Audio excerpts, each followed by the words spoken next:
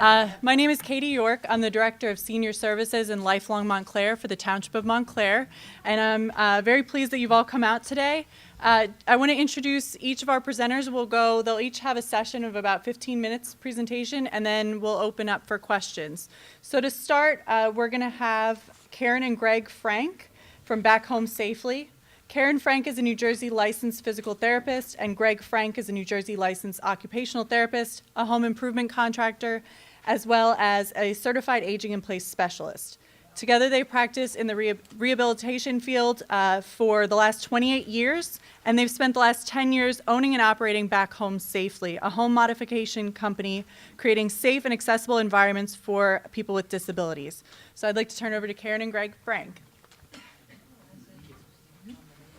We'll make it lower now that she made it higher. So anyway, I'm Gregg. We're here to talk to you about work that we do to help people stay in their own homes. Their own homes might not necessarily be the right place. Some people want to move and go to a place that's more senior-oriented. Some people want to stay right where they are. So those are the people that we're sort of talking to right now, the ones who are staying in their own homes. And I'm turning a 1-hour presentation to 15 minutes, so I'm talking really quickly. This is what a house looks like in northern New Jersey, right? So around here, we have steps that go up into our house. And as soon as we get into the house, our bedrooms are usually up another set of stairs or 2 sets of stairs up there. Our bathrooms are up there. Our showers are up there. And we've got to be able to live vertically, to live in northern New Jersey. You can go down south and get some ranches, but they're not as frequent here. So maybe what we need is some rails to hold on to get in and out of the house. A lot of people call us once they've already fallen and once they already can't use their house.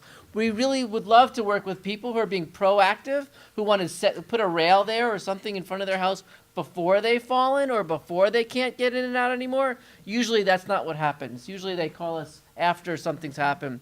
Usually their kids call us. Their kids call us and say, you know what, Mom needs a ramp to put out in front of their house. And that's where we come in and start using our clinical skills to realize, yes, Mom might need a ramp, or maybe Mom just needs a rail to hold on to. So whether it's iron or aluminum or whatever's going to match best with the house to keep it looking like a nice house, but also nice and safe, it can be built really quickly to keep you guys safe. Another one really, iron rail, more rails up and down there. Just something to hold on to that you can get your hand around would help you. I'm sorry. So this is these are aluminum modular ramps. They're the great thing about them is that a lot of people don't foresee an accident, and they might all of a sudden find themselves in the hospital or rehab center, and then they need to get into their house, and they don't have time to put in permits to get a permanent ramp put in, or maybe they don't want a permanent ramp. And these you don't need permits for because there's you don't have to put footings in for these. These can different companies have stocks of this in. So that it could come out it can be created really fast. The important thing, though, is that a lot of people don't realize how much length of footage you need of ramp in order to make it safe. A lot of people call us and say, we have 5 steps, we want a small portable ramp. And if you really put a 10-foot portable ramp on all those steps, you'd end up with a ski slope, and you'd end up with another injury. So you don't want to do that.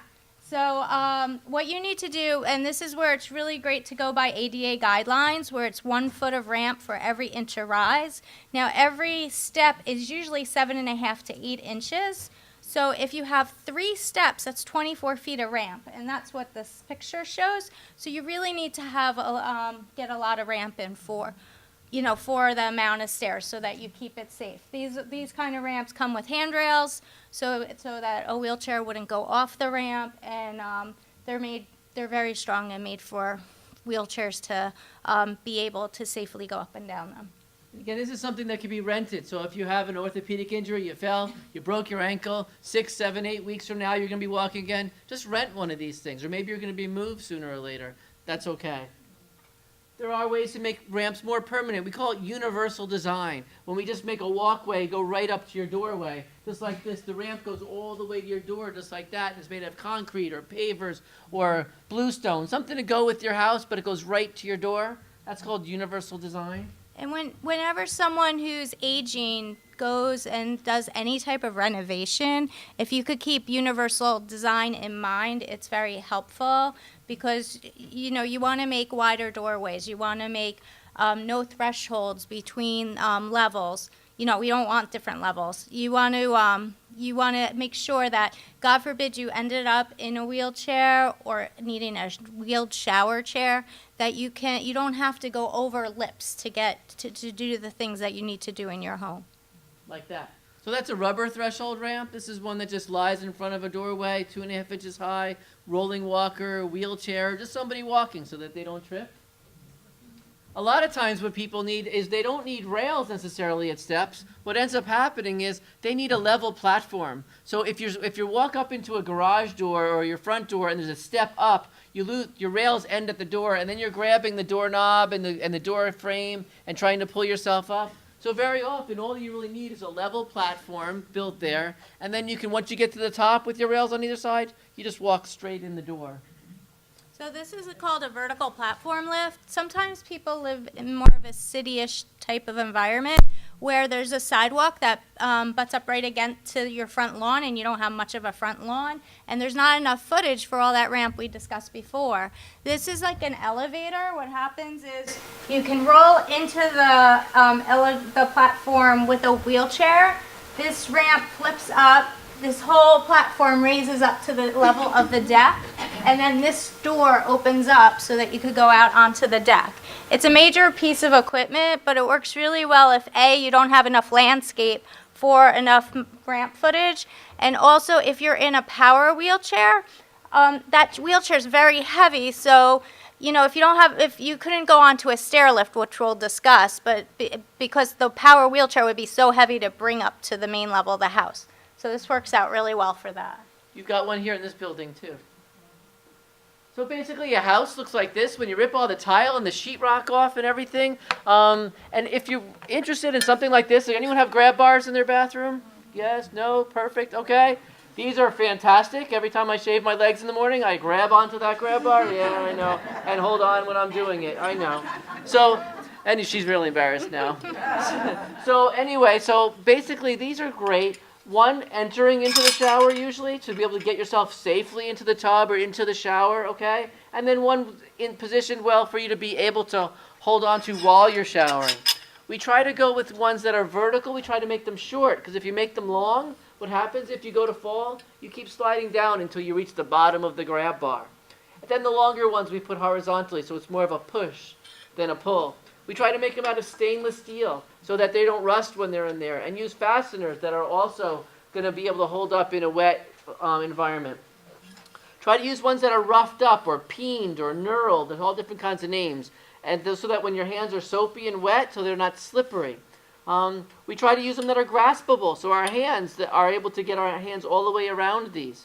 And then once we get them on the wall, we want to know what's going back in our walls. We want to know if they're getting into a nice solid wall to a stud that's holding up your house, or are they just floating in the air where if you pull on them, they're going to pull right off. We really discourage the ones that are made out of that are suction cups. The suction cup ones might be really strong the first day you put them on, and then within a week you're going to hear a big bang while you're lying in bed. That's the grab bar hitting the floor without anyone pulling on it. So we really try not to avoid people doing that. There's lots of ways to put these in. I'm rushing here. Keep going, Gregg. So again, it's a short vertical one, long horizontal, and there's all kinds of fancy grab bars that we can get if you don't have a wall in a certain area that you need it, that we can use. You have something to say? No. Oh, also one of the major areas that people have of falling in the bathroom is the glass shower doors that go over the tub. Those towel rods on there are towel rods. They're not grab bars, and a lot of people use them as grab bars. So if you're healthy, just know to not use that to hold on to. If you are having some type of medical issue and you need assistance to get in and out of the tub, there's not usually enough room with those sliding glass doors, so it's best to take them off, put up a shower curtain rod and rings. You could store the glass doors elsewhere in the house, but you could do that. And that'll give you lots of room and keep you safe. So Karen claims not to use toilets, so I'm going to talk about toilets. Basically, there's a lot of ways, I know, there's a lot of ways to elevate a toilet, okay? One way to elevate a toilet is to put a toilet seat riser on, sort of like that. But if you go to CVS and you get the kind that don't screw into the toilet on the back there, a lot of times the more you screw them on, the more that you work them to get them tight, the more they work their way up.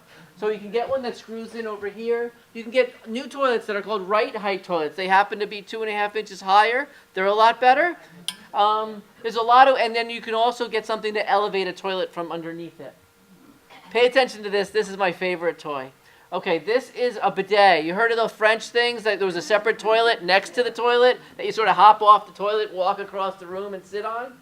Well, this is actually, it's up the Japanese. They figured out how to do it better. So this is just a toilet seat that goes on top of your existing toilet. 5 minutes, okay? It'll wash you in the front, wash you in the back, blow you dry if you're having troubles with yourself. It's funny until you can't do it, right? Definitely not. We were talking about bathrooms before, and it's really great to have those no threshold showers. Bathtubs can be taken out, or stall showers that have a lip can be modified so that you can have that no threshold. So if you do need a rolling shower chair, you can. No, stair lift. The next thing I want to talk about is stair lifts. Stair lifts are used to get someone up and down the stairs who cannot negotiate the stairs. Straight set of stairs, it's very easy to put in a stair lift. They can be rented or they could be purchased. They plug into a regular outlet. The foot plate, the seat, and the arms all flip up out of the way if you aren't using it. And it takes you up the stairs, and then at the top of the stairs, you swivel the seat so your back's facing the stairs when you do your sit-to-stand transfer. So that works out really well. They can be put in very, very easily. You're not paying attention. So sometimes you have... Can you tell we're married? So sometimes there's a platform, though, in between stairs, so it's not a straight set of stairs. For those types of stairs, this is the optimal solution. It's called a custom curve stair lift. It goes up the stairs, wraps around the platform, and goes all the way up. It's made specifically for your house, though, so it cannot be rented, and they are quite pricey. But the other way to do it is if you put one straight stair lift on the top set and one on the bottom, and then you can just walk across the platform. This is called a seat lift chair. Sometimes people have trouble as they age or as they have medical issues getting from sit to stand. And these are like lazy boy recliners. They go all the way back. Their feet can go up, which is great. But more importantly, it helps lift you up so that when you go to stand, you have a lot less effort. So these are terrific. And that's it. Done early. See? Thank you.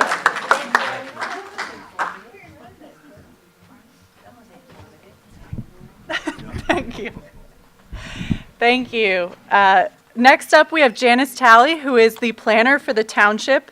She is a licensed professional planner with over 25 years of experience in planning, including preparing master plans, zoning ordinances, housing plans, redevelopment plans, and conducting special planning studies such as visioning studies, build-out analyses, fiscal impact studies, and economic impact studies. I'm pleased to introduce Ms. Janice Talley.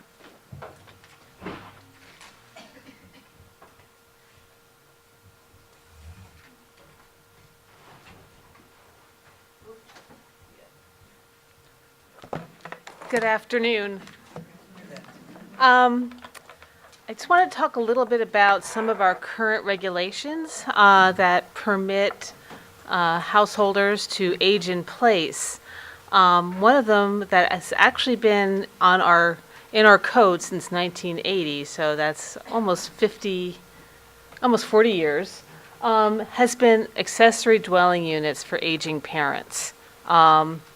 So we've had that on the books. It's not used very frequently because we do have some very stringent requirements. But the intent when it was originally passed was to allow parents to stay in their house. To give you an idea of what I'm talking about, we have a definition of what an accessory dwelling unit is. It's a dwelling unit that's either attached to a single-family dwelling or located on the same lot and having an independent means of access. Just so you know, our land use code also allows single-family dwellings to have borders. That's a little bit different. You can rent out a room, up to 2, if you live in a single-family house, but those rooms cannot have cooking facilities. Essentially, they're served through the main kitchen in the house. This is a little bit different. It allows you to create an accessory dwelling unit with its own cooking facilities. But there are requirements for it. It's really designed for your parents, or if your children own the house, you could live in that accessory dwelling unit as well. Some of the requirements in our code include that, number one, it's a conditional use, so you have to get a permit from the planning board. You have to make an application to the planning board. The planning board essentially reviews your application, and they grant a conditional use permit. It can only be occupied by the parents of one of the owners or the occupants. It could be either your parents, or if your children are in there, you can occupy the accessory dwelling unit. Our ordinance specifically states that you can't pay any rent. Again, this is supposed to be a family arrangement allowing independent living, not a commercial or revenue-producing unit within the single-family home. Our ordinance right now says no external alterations are permitted except those that are deemed necessary by the planning board. Again, that's something you'd have to present to the planning board, and they would deem what is necessary, what's necessary in terms of creating that accessory dwelling unit.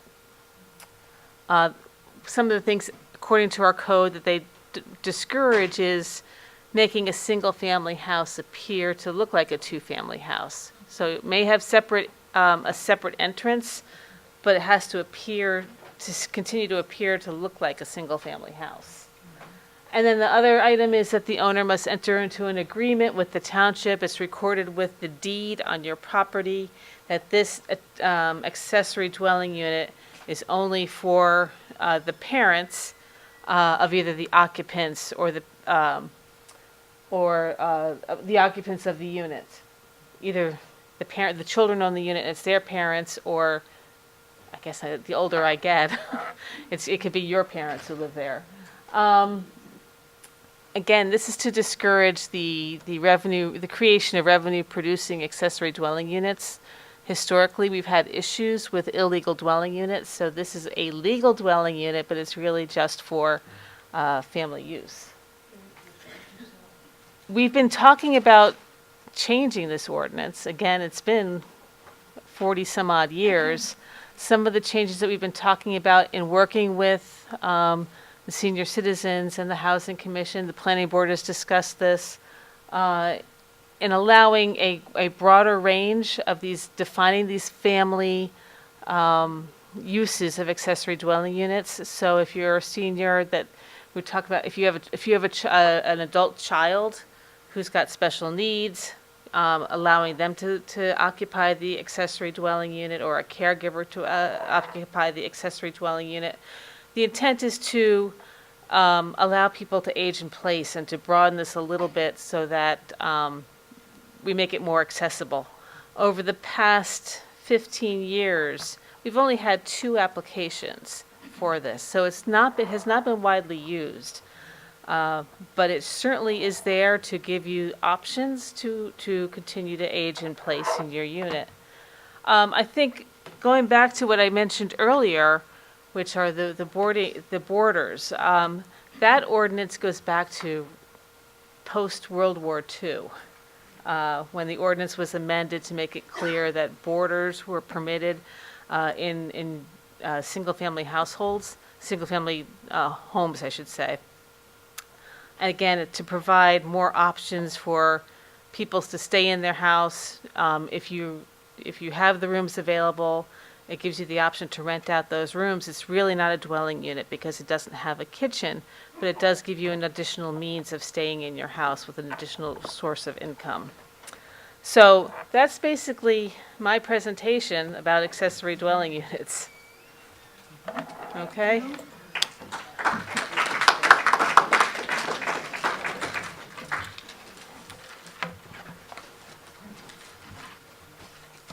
All right. Next up, we have Alan Ash, who was a former chair of the Montclair Landlord Tenant Committee.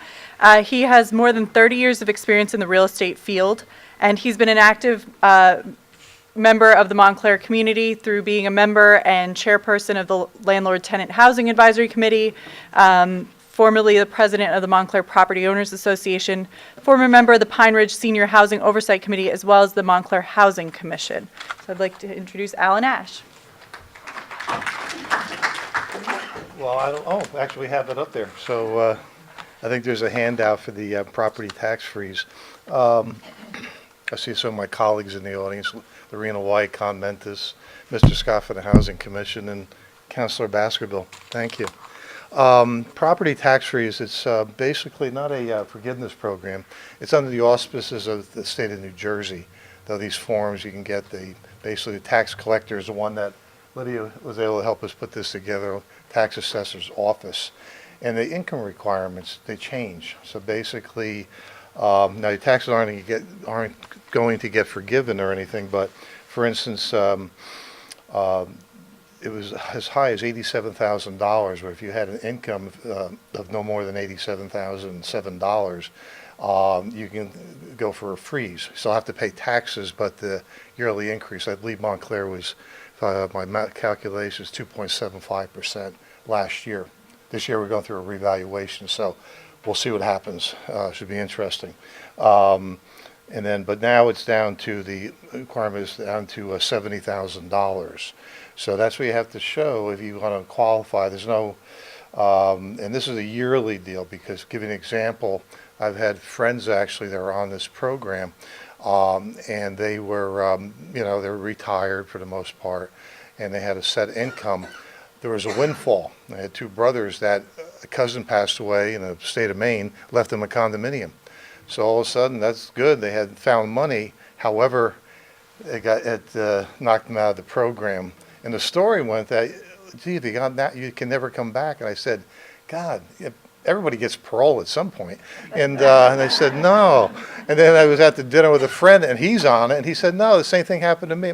A cousin passed away. It was a condominium. I said, how come I don't have any cousins left? I don't think. And he said, yeah, I had to pay like a little penalty or something. But basically, he was able to get back on it, because except for that 1 year, then it went back to being what he could actually plan. Some people have accountants that figure these things out.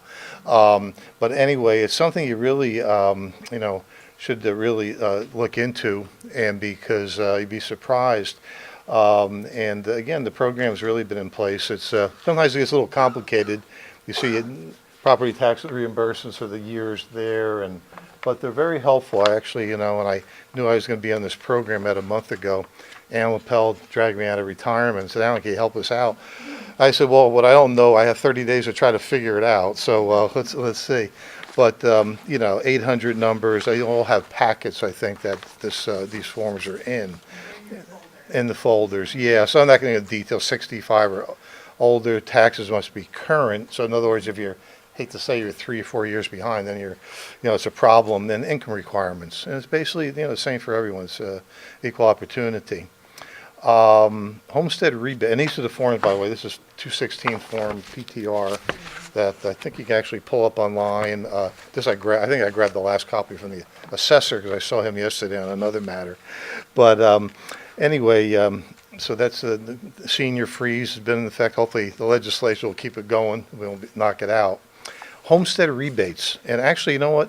I'm looking at mine, and I looked at this 2015. You might get these in the mail, and I'm thinking, well, that's ancient. Then again, deadline November 30th, 2017. So it's a good thing I looked at this, and I said, oh my God, I better fill this out before the end of the month. And it's actually user friendly. It's not bad. You can actually call up on the phone, and you can actually do it. And I'm technologically deficient, and I was able to, in the past, figure this out. It used to be more generous in the past, but unfortunately, with budgetary problems, it's down. But it's still something to look into. No penalty for trying. You can find out. But basically, it's funny with the when you talk about like income and how you have to. They have all your records anyway. I think they can plug in. But just to go back to the freeze for 1 second, and you can actually have whatever your income tax, whatever you show. But then there's also other things you're supposed to put down. For instance, if anybody had a good night at bingo, those are winnings. If you had a good day with the lottery, you're supposed to declare that stuff. And I'm looking, I said, oh my God, royalties, dividends, gambling and lottery winnings, fair market values of prizes. We had the raffle before, so I don't know. So we'll see. But anyway, Big Brother's checking us. But anyway, so then we get into other areas like the senior citizens, deduction, and also the veterans. It used to be $50 for a long time, and then now it's been $250. So again, and that's really your income. You might be able to get, if you live in Montclair, it's a little tough, but they don't count Social Security. Just an income of, say, $10,000. If it's under that, then you might have a chance of getting it. Again, 65. Veterans. I know in the legislature, I think it was even a bipartisan effort. I think there were a move to enhance the benefits so much. I don't know if it really went anywheres, but when the totally disabled veterans, I do know of a case where it was actually a fellow realtor had her husband was totally disabled as a veteran. She didn't pay any property taxes. She worked, so I don't know. But then once they sold the house, then it went back on the market. It was fully there. But that's the only one I know of. And then the water bills and everything. There's one that's not in part of this, and I apologize to Katie. It was we're talking about taxes and freezes, is utilities. And, you have the New Jersey Savers Program. Pardon me, this was actually, I just thought of this as I was driving down here today, where you have public service, New Jersey Shares. In fact, Alan Pell had mentioned that to me as well, where you can check with, you can pull it up online, New Jersey Shares. It's a quasi-public-private concern, anything from getting grants or your utility bills, water. The only one I had remembered years ago was I think they called a Lifeline, and that was through public service. And then they have low-income, assistance programs, grants, utility costs. So there's things out there, and just don't assume you start counting your nickels and say, geez, maybe I can qualify, or I know of a friend who can qualify for this, or who's having a rough time, maybe was out of work and everything. So there's a lot of programs, and nobody yells at you when you call. I'm a salesperson, so I can get by, but you just really, the programs, and they're really people, trying to help, and a couple of volunteer things like this. So, I still have time, or I don't know. So. Oh, okay. Oh, okay. So, I don't want to take up anybody else's time there, but maybe the questions you can think of. Again, I just basically, this is just from living this and being in town and industry and everything. So. Maybe you have a couple questions. I'll get them after the last speaker. Okay? Thank you.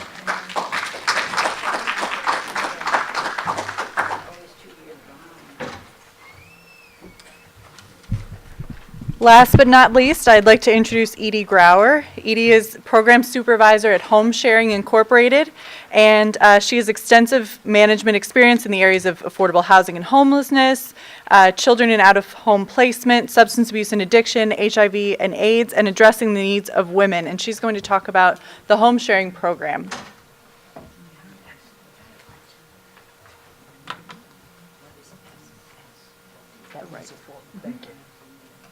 Good afternoon. So you do have this presentation in your packets. I know I always get annoyed when somebody reads exactly what's there as if I was illiterate. So I'm going to attempt not to do that to you this afternoon, but hopefully this can be a backup to it. I will start with telling you that our program is not new. Our organization has been around for 33 years. We've been shared housing is the only model that we're involved with. We started out in Somerset County, and our newest region is actually the Montclair area. There are several towns that we cover thanks to a grant from Partners for Health here in Montclair. So we serve Montclair, Caldwell, Cedar Grove, Clifton, which is Passaic County, Essex Fells, Fairfield, Glen Ridge, Little Falls, North Caldwell, Nutley, Roseland, Verona, West Caldwell, and West Orange. So there's Little Falls is also Passaic County, but very close to this area. We do not charge a fee to either party for our services. We're a nonprofit organization. We welcome donations, do fundraising, grant writing, but the people that are applying for services through us, we do not charge a fee to. The majority of people that are applying to us are doing so out of financial need, whether it's the person who's offering space in their home or the person needing housing. So we have tried very hard to not have to charge a fee to those people.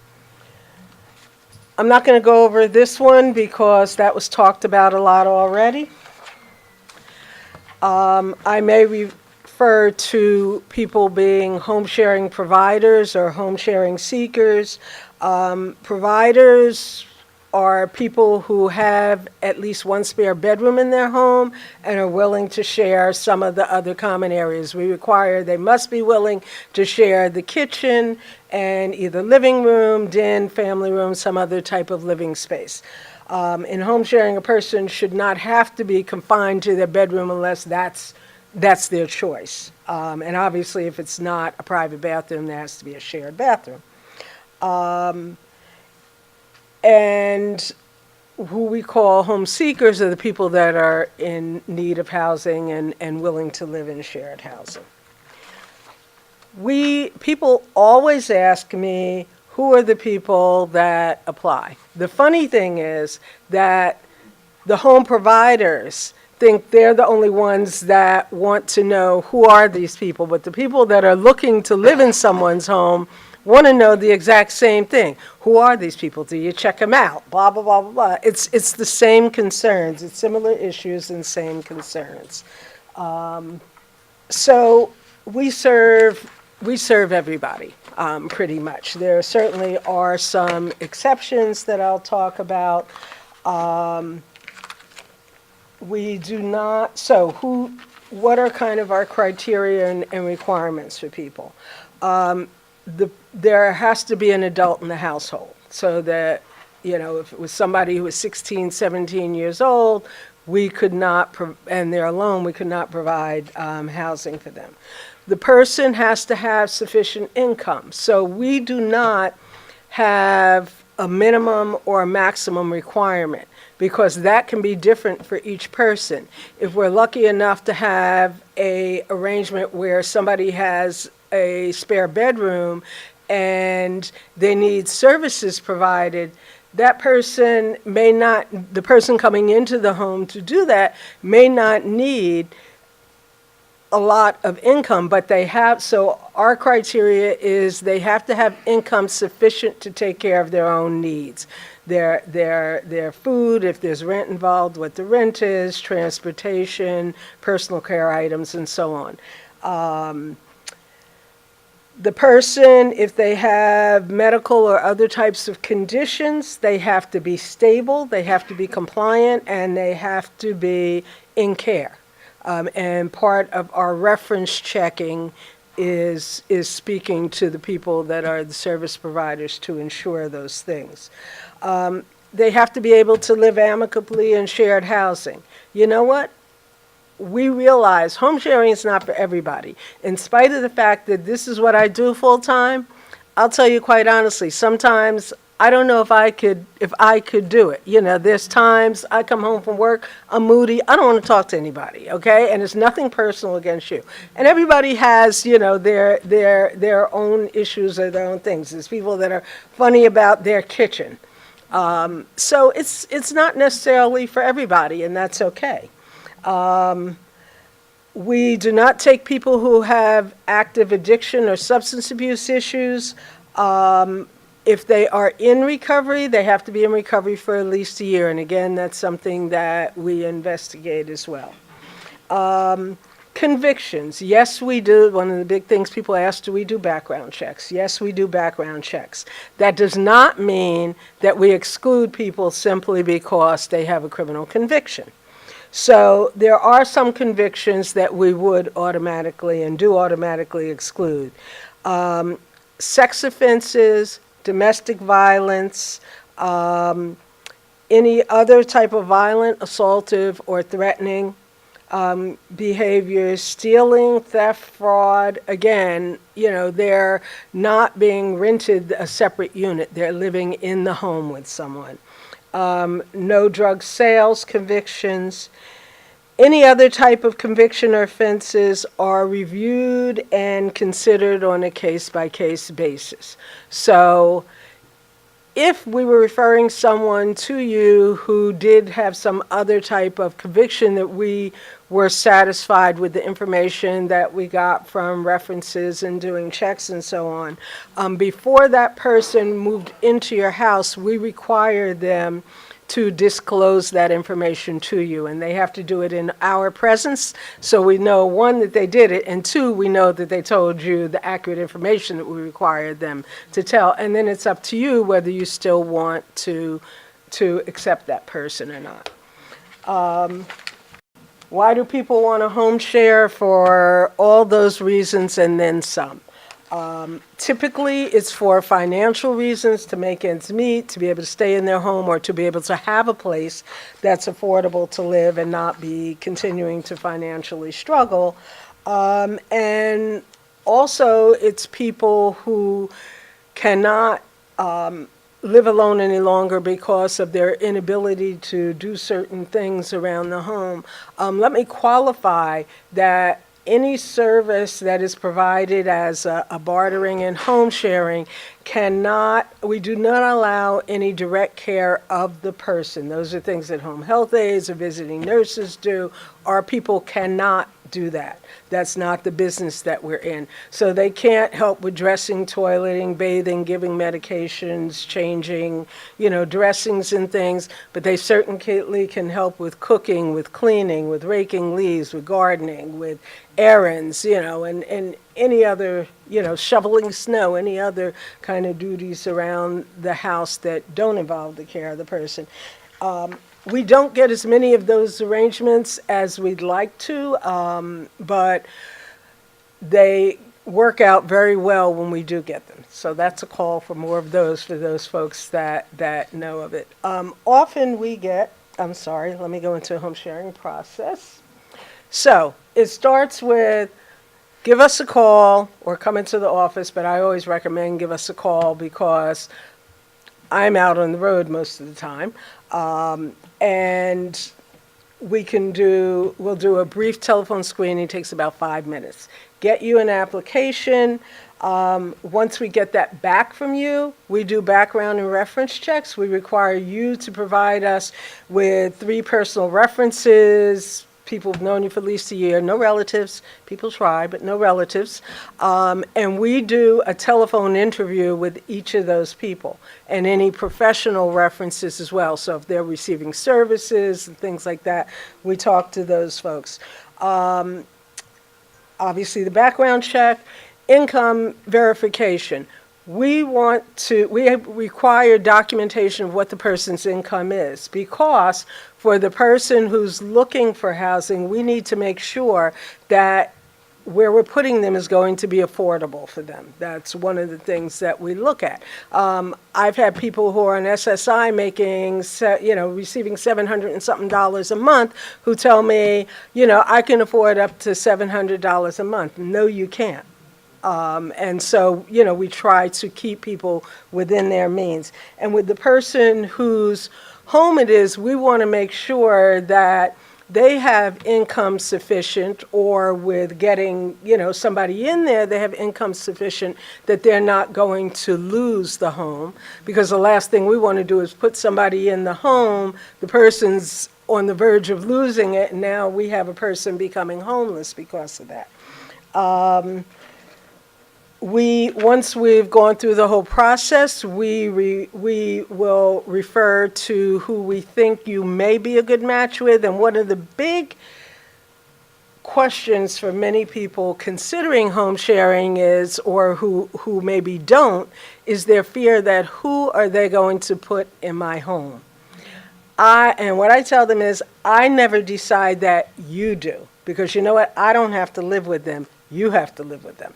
So we give people each other's first name and phone number. They call on the phone, talk. If both people are still interested, they arrange to meet in person.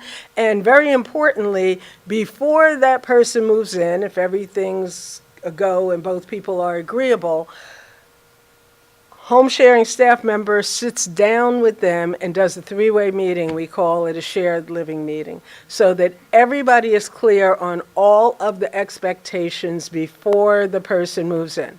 So I'm not moving in and you're saying to me, oh no, I didn't tell you the rent is $600, I told you it was $700. Or, oh no, you can't use the washer dryer. You know what? All of that is made clear. We put it in writing. Home sharing is not landlord-tenant because the person is living in the unit with the person whose home it is. And so we have a document that was written by an attorney many years ago that specifies that. How much time do I have left? Okay. And we put that in writing. Everybody gets a copy of that document. The only thing and so all the answers to those questions are determined by the two people who will be living together. The only thing home sharing requires is that if either party no longer wants to be in the agreement, in the match, that they agree to give 30 days notice, or at least 30 days notice to the other person, because we feel that's only fair. We do monitoring of the match, so we're not, unlike maybe some websites or some other places, you get the person's name and that's it. We're still there. Usually what I do is within the first week of people moving in together, I give a call individually to each person and say, how'd the move go, how things going, and that's what I call the honeymoon period. Usually, everything is great. And then I call once they've been there about a month and see how things are going. We do a lot of counseling. Sometimes people just want us as a sounding board. We're always stressing people have to communicate with each other. And anytime there's issues, I can guarantee you the problem is lack of healthy communication with each other. And so once we can get that going, makes for a much better situation, not unlike families and other close living situations. We provide case management. Sometimes we may have somebody who loses a job, somebody who's suddenly got some medical issues and may say, oh, I don't have health insurance. We're there to give them referrals, to get them linked with other services. And we provide mediation if it is needed. I will tell you, in the 4 years that I've been with home sharing, I have had to do, knock on wood, I hope I don't bring on more, but I've only had to do one mediation. I was, as experienced as I am, I was so not looking forward to it because the people were very angry at each other, and it went better than I ever expected. And what was the problem? Lack of communication. Important reminders here. Some of these I've already said. What homes we have and what people we have going into them, who are looking to go into them, changes all the time. People call me and say, do you have a home in this town? What do you have? And I say, first of all, you have to apply. Two, I don't have anything in that town right now, but I may hang up the phone from talking to you and all of a sudden get one. So we encourage going ahead and applying. Home sharing is not emergency housing. I had a lady call me yesterday who the sheriffs had just come and put a padlock on her door because her home was foreclosed on. And she waited she did get her stuff out apparently, but she waited to get out when they were giving her 15 minutes before they put the padlock on. And she had gotten information about home sharing, and I said, you can certainly apply, I can screen you right now, but we don't provide emergency housing. I can't get you right into a place. So of course I referred her to some other possibilities. Again, people who are offering space in their home and people that are looking for a home, it's the exact same application process. The only difference is that when we do the in-person interview, if you're offering space in your home, I come to your home to do it because I not only have to interview you, but I have to see the neighborhood, the home, the room, and so on. I was going to say something else and I forgot. So if anybody thinks they may be interested in home sharing, I did bring forms with me today that after this session, I can stay and do the quick screening and give you the application. There's also in here some links. So those video links that are in your package, you don't have to write them down. If you go there, you will see the third one is our executive director being interviewed by Steve Adubato on his show about home sharing more recently. I think it was the earlier part of this year. The other two are actually people who are involved in home sharing, both home providers and home seekers, talking about that experience. So, if you're considering it, I strongly suggest taking a look at that. These are articles that are about home sharing in the news, and that's my contact information. Again, you have that. I also want to mention, I never knew, I forget how I found out about this recently, but apparently in Washington, D.C., there is a National Building Museum, and they have an exhibit that is opening November 18th, so in about a week and a half, and it will be on exhibit through, I think, mid-September of next year. And it's called Making Room, Housing for a Changing America, talking about many of the same issues that have been talked about here. And they're putting a spotlight on 3 different types of programs, including a shared housing program in they're highlighting one in San Diego, but that's exciting to see that it's getting a spotlight like that. So that's all I have. Thank you.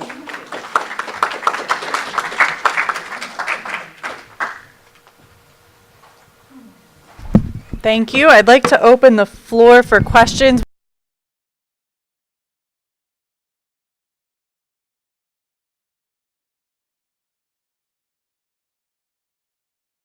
There's no simple answer. And you can see just from these programs, I hate to say it, have been eviscerated through the years. I'm sorry, I'm not used to a mic here. Been eviscerated through the years because there's just no money. The intention is good from a lot of our politicians, but the money's just not there. So I don't really think so. It's I hate to I'm a bearer of bad news, but there might be some, at least with the homestead rebates or seniors, there's something there, and basically it's income determined, but yeah, I wouldn't count on it.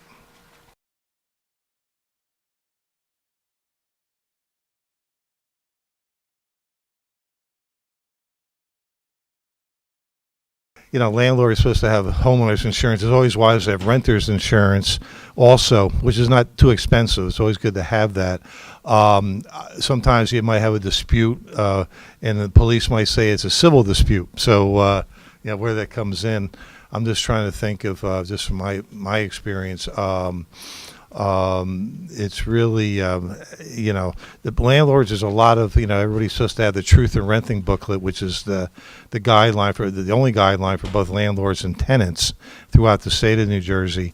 And in terms of basic, landlord's got to maintain a safe house, in that, he or she could, operate it very, wisely, but there could be those circumstances where,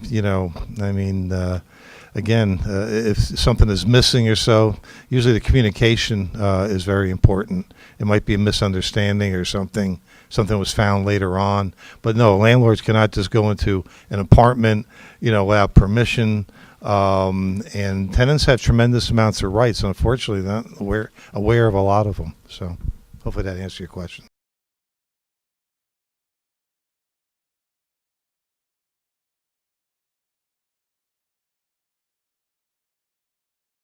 Well, it's for the state. I mean, basically, it's the requirements all the same whether you live in Montclair or elsewhere or so. But in terms of the freeze, what your income, there's a limit. In other words, Does it include like Social Security? yeah, Social Security, dividends, income, all that. Yeah. I think with the senior discount, the 250, it's like $10,000. You can't make more than that, but that doesn't count. Social Security is excluded. Some of the problems if somebody has like a retirement account and they have to get distribution money. In other words, turn age 71, you have to start drawing it down. Believe me, I don't know how to do that. I might have an accountant for that. But you draw it down, that might put somebody who's really on there, so that can be a little tricky. Yeah.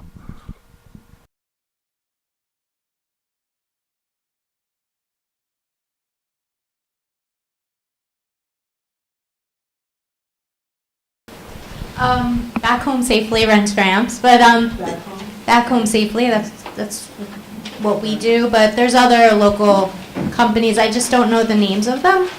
But I know we rent ramps. Yeah.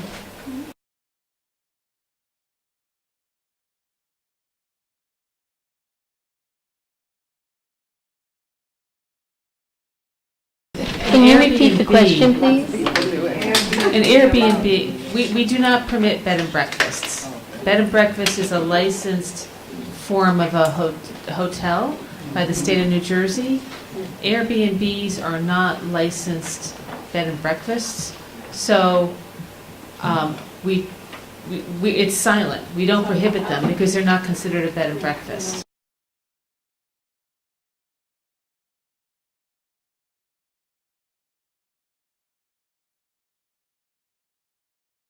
Ultimately up to the person whose home it is.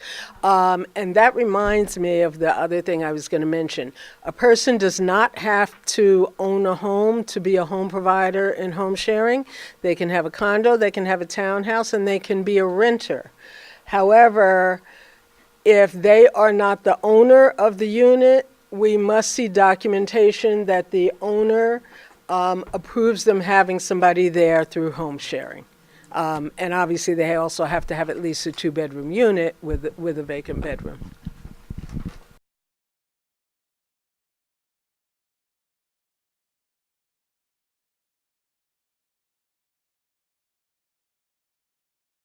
Two families, basically the Department of Community Affairs, 3 families or better, residential. Or if it's mixed use, as long as there's 3 residential, 5-year inspections. There are registration forms that the assessor keeps, and I guess the collector maybe gets hold of them, where you register if you have a 2-family house. Those are, I don't think they've been updated in a long time, but there are forms that actually they have on file there. And then in terms of landlords, if someone wanted to, it's a state requirement, if you wanted to challenge your taxes in terms of an appeal, you have to keep an operating expense account. If you own an apartment house, for instance, or whatever, let's say 5 units or better, considered to be small apartment houses or bigger, you have to have, and I think it's yearly, but you have income and expenses on there. And that's before you can even go for an appeal. That's mandatory. So that's been on the books for a long time. So can I just follow up on that? I'm sorry. Are you saying that 2-family, 3-family houses have to be registered with the town? Well, actually, the town's got a record of, usually of like what each dwelling is, single family, 2, 3. The state, the town of Montclair, years ago, when I first got in town, they acted as a town and the state inspectors. They did, and then they changed through the years, not through lack of effort or anything. The state took it over. So every 5 years, if you have a 3-family house or better, now the town of Montclair sort of knows that if you have a 3-family, the state, they call it the green card, and that's registered. They do inspections every 5 years, and it's good for 5 years. Okay. Now, if you have a 2-family house, unless you have certain books, laws, and a certificate of habitability. For instance, if it's owner occupied 2-family, doesn't apply, if I recall correctly. But there's a lot of things on the books, really. So But they don't enforce that. well, We don't really have all that much on the books. A lot of my staff time is taken researching the history of properties to find out if there's what's the legal 2-family or 3-family. We have in our office the building permit. I'm sure that the realtors here know we've got all the building permit records and all the approval records, mostly, and we review those to find out what the history is. I'm not aware of any resource that we can go to just look up a property and find out if that it's a 2-family house. We have to do the research. Give you an example. I'll use one house on Park Street. This was years ago, and it was I won't mention addresses, but it was 4 units, and at one time it was 3 legal units in a doctor's office. And I wound up selling it like 3 times. This doesn't happen every day. And then the tax assessor had it down as a 2-family. The collector had it as a 4-family, and I think the building department had it as a 3. So they actually, since I was the one that sold it, I think I had to write something, because the owner was there a long time, and it was, everything was legal in terms of their use. Eventually, she changed it from a 3-family in a doctor's office to a legal 4-family. And then all the records were adjusted for that house. 96 Park Street example, where my old company, Bergdorf Realtors, was there for years. That was on the books as a rooming house up until not too many years ago. So anyway, it's, a lot of trivia. I'll probably know more than I should, but, whatever, I don't know. Yeah, in that case, it probably was a rooming house, because in certain zones they're permitted. Yep. But that's why anytime you purchase a property, you've got to do the research, which is really coming to our office and looking, if it's a 2-family, making sure it's a legal 2-family.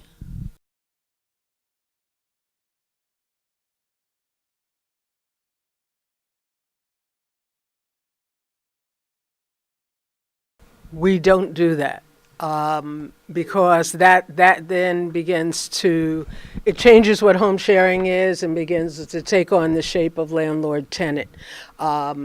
Even though it's giving 30 days notice, we have people, so in there I said that in my presentation, the PowerPoint, the longest match we've had so far has been 20 years. Obviously, that's not in this county because we haven't been in this county that long. But many people stay in there for a long period of time. People come in for different reasons. Oftentimes, we have people that get on the list for senior citizen housing. Who knows when they're going to come up on the list?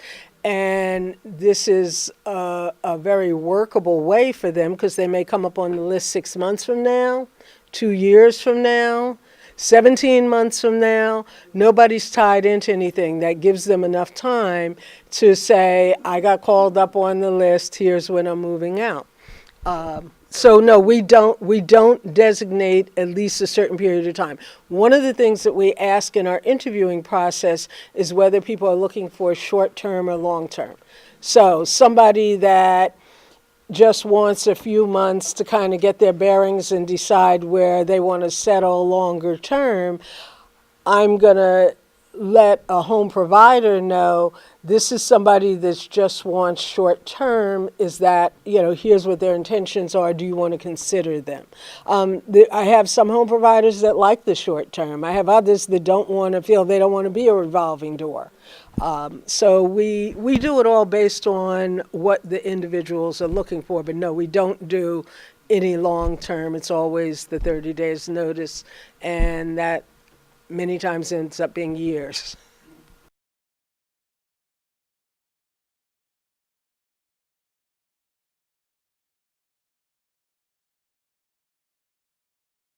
Yes, so a good example of that is I had a woman that moved in with an elderly woman. I knew that the elderly woman whose home it was needed assistance with things, but she was insistent that she did not. She had a cleaning service that came in. She paid them once a month. She couldn't see well. Her house looked nice, but I could see that they didn't, sweep or dust under here. They did surface stuff. So the woman that moved in with her, that I matched her with, kept saying to her, I have to clean anyway because this isn't clean enough for me. After the first month, they ended up with an arrangement where the woman's rent was cut down by $100 a month, and she cleaned the house on a regular basis. So yes, we get some that may from the start turn out that way or later turn out that way. It's not that there's not many people that need that help. It's people recognizing that home sharing can be an option for that.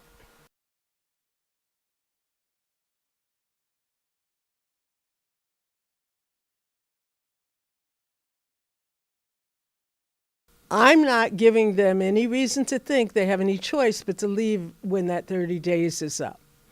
The first time I came across something was when shortly after, a few months after I had started in home sharing, and a provider who was new to me because I had been new to the job, she had somebody in her home, and she called me and told me, that they just weren't getting along and she wanted her out. And I said, well, I told her about the 30-day provision. Here's what you need to do. Put it in writing, give it to her, send me a copy.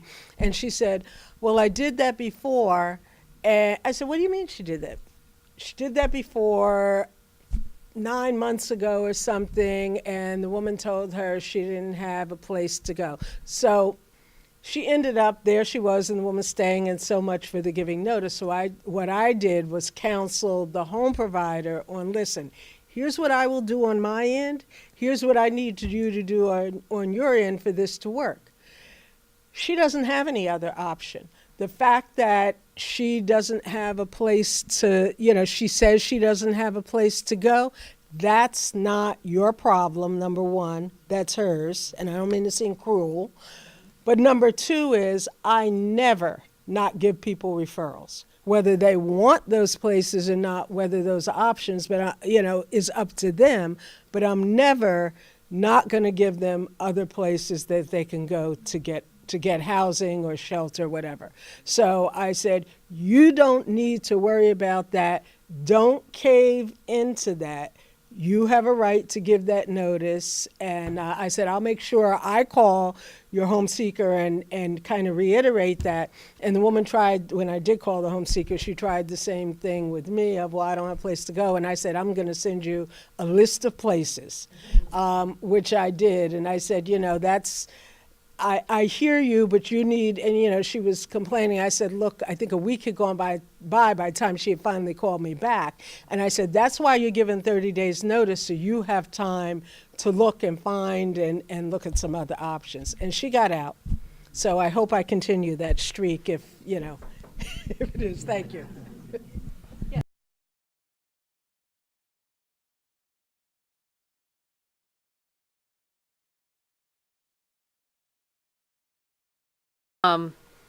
If anybody has an issue with ice on their sidewalks, you call code enforcement, they issue violations. They're out there inspecting sidewalks to make sure that they're cleared, but they can't issue the violation if they don't know. So you have to call the township's Department of Code Enforcement, and they'll take care of that and issue the violation.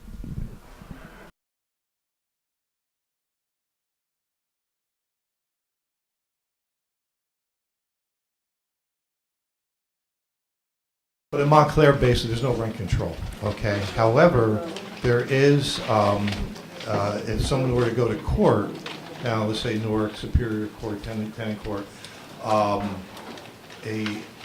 increase, and it's a question of how this is determined, an unconscionable rent increase is not allowed. It's illegal in the state of New Jersey. Give you an example, there have been cases where somebody, let's say they had an apartment paying $500 a month, and they hadn't had an increase in 20 years, which has happened. Landlord, like having a family member live there. All of a sudden, what changes hands? New rent goes from $500 to $700, $200 increase. That may, and I've seen this happen, may not be deemed unconscionable because the real market value might be $900. So I know some landlords don't give any increases. Others that, and the rent control towns basically. Consumer price index, I think that there might be 2 or 3% a year at the max. It used to be higher at one time, but yeah, so that's how it works.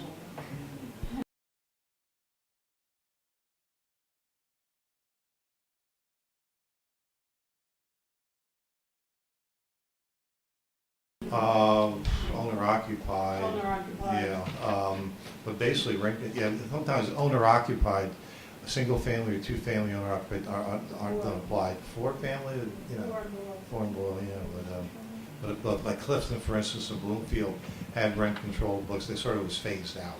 In other words, people were grandfathered in. This is going back many years ago. And the towns like West Orange, Verona, Montclair is a 40% population of tenant. Same as Caldwell. Caldwell's a lot of apartment houses. West Orange, say Little Falls or so.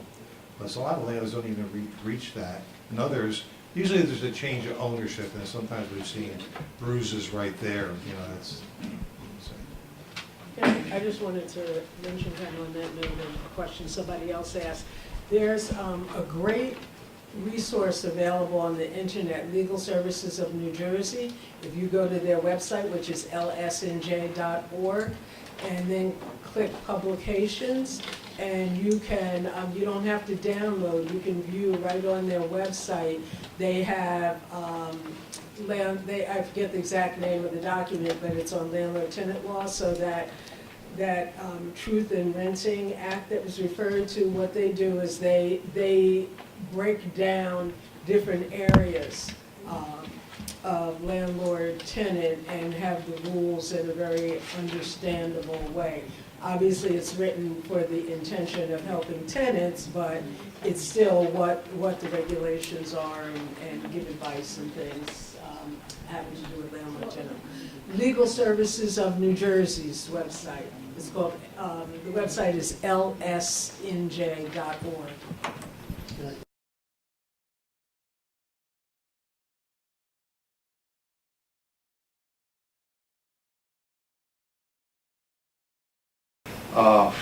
Now somebody might be getting $1,000 a year. One time that might have been $2,500, $3,000. But it's still in effect. Yes, yeah, depending on, income they determine. That's why we do this booklet, which I'm going to fill out tonight when I'm watching the game, I think.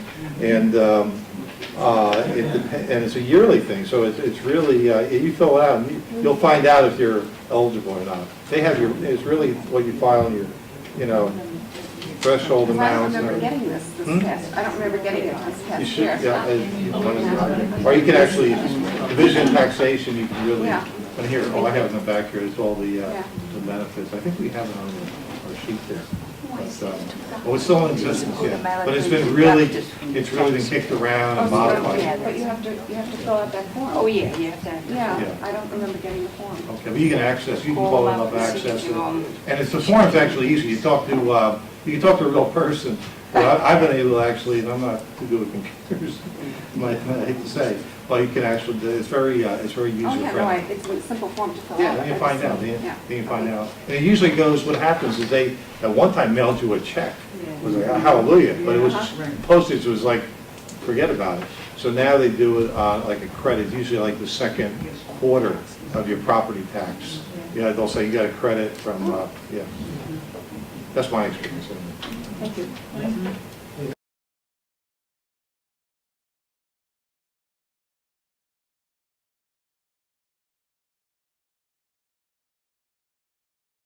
Councils will look at. Last time it was looked at, it was a resolution, 1986, it was a rent resolution board that was turned down. It was passed as an ordinance, but an existing town council and mayor then had a special election in 1986 in July, and it was turned down overwhelmingly.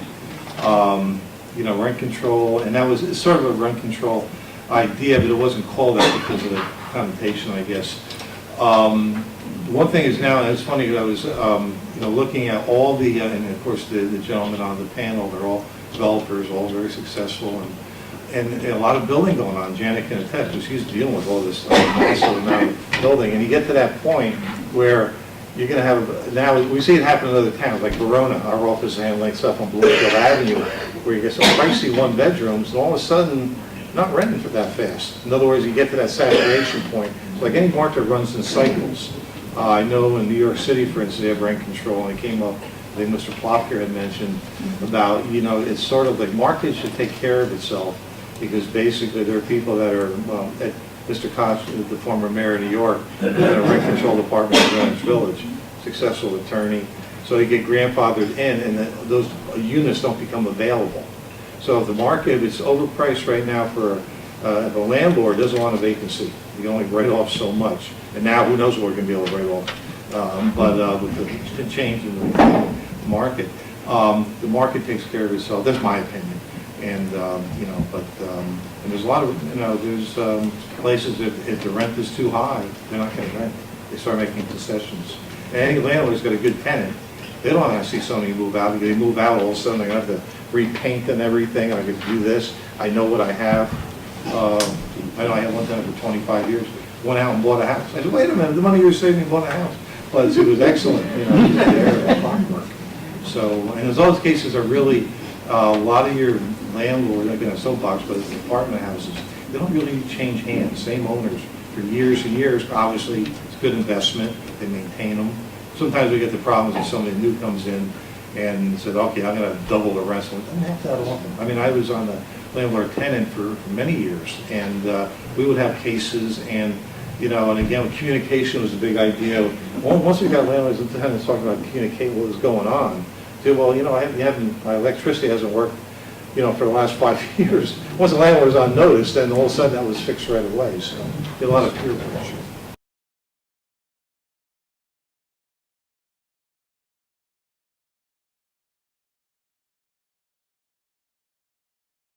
Simple answer, but basically 5 to 10% increase. I don't really, I've seen that. Have I seen much of that? Not really. Unless there's substantial remodeling of a unit. But I also want to say Montclair is the only town that I know in this whole area that has 3 senior citizen complexes. An example was when I was on the board or the committee, Pine Ridge. That was with the Windsor Regional Rail connection. And tenants were displaced, homeowners. And for the homeowners, they couldn't, for what they had to sell their property for, they couldn't get a similar thing in another town because it just didn't work.